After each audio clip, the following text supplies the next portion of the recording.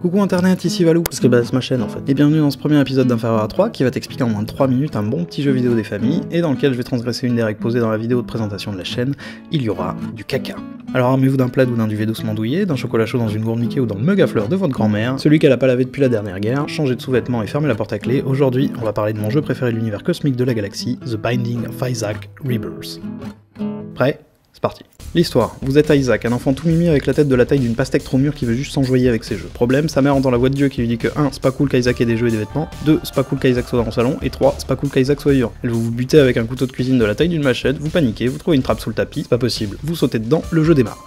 Isaac commence avec 3 cœurs et se bat littéralement avec sa tristesse puisqu'il peut lancer ses larmes dans les 4 directions. L'idée est simple, traverser les niveaux en passant de salle en salle contenant plus ou moins d'ennemis pour trouver la salle du boss du niveau, le noyer sous vos chouinements, se rendre à l'étage inférieur et ainsi de suite.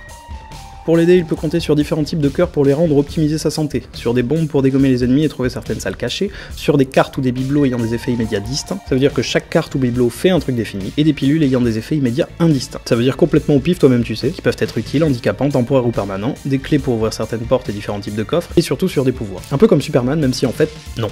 Deux sortes de pouvoirs, les actifs et les passifs. Les passifs ont un effet permanent et vous accompagnent durant tout le jeu, peuvent être aussi invalidants que vitaux. Oui, je te parle à toi, saleté de verre de lait écrémé. Sont cumulables et sont généralement visibles sur le personnage d'Isaac. Petit, choupi, sexy. Les actifs vous demandent d'être rechargés en nettoyant plus ou moins de salles d'ennemis et sont utilisables à tout instant pour des effets plus ou moins convaincants. Isaac peut également trouver de l'argent en centimes pour acheter diverses choses, parce que la consommation est l'apanage de l'être humain, même si t'as une tête de pastèque. Ou les jouer sur les machines à sous. Au niveau des niveaux, ce début de phrase est très étrange. On peut distinguer plusieurs salles différentes. D'abord, les salles de base grandes, petites, carrées, rectangulaires. Si un ou plusieurs ennemis se trouvent dans cette salle, toutes les issues possibles se ferment et il vous faudra combattre jusqu'au dernier des monstres de la dite salle pour espérer sortir. Les salles de trésors, qui permettent d'avoir un pouvoir aléatoire plus ou moins cheaté. Les salles d'achat pour, acheter des trucs. Je suis tellement intelligent. Les salles de défi où vous devrez battre plusieurs vagues d'ennemis pour être récompensé. Les salles sacrificielles où il vous faudra perdre de la santé pour espérer peut-être gagner des items. Les salles maudites où vous perdez un demi-cœur en entrant, et à pas grand chose, et on perd un autre demi-cœur en sortant, et c'était pourri. Les salles secrètes et super secrètes dont je ne vous parlerai qu'en présence de mon avocat. Vous pouvez pas me forcer, ok? Les autres salles dont je préfère vous laisser la surprise, il y en a moult.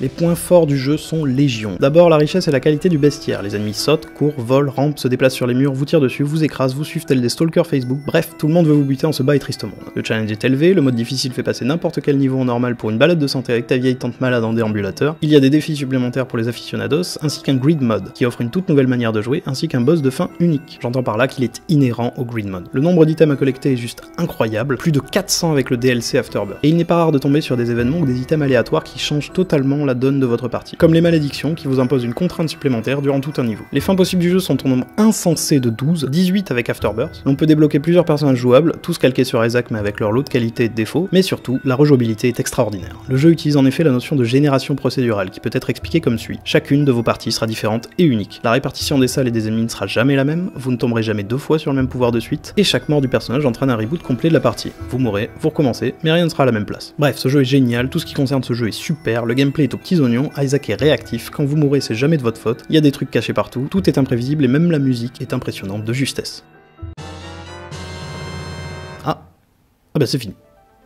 Merci d'avoir suivi ce premier épisode d'Inférieur à 3, j'espère sincèrement qu'il vous a plu. Une vidéo bonus est actuellement en préparation dans laquelle je jouerai une partie un peu spéciale, tout en vous parlant un peu plus en profondeur du jeu. N'hésitez donc pas à vous abonner à la chaîne, partager la vidéo, blablabla, compte Twitter, à bientôt pour la prochaine vidéo, bisous.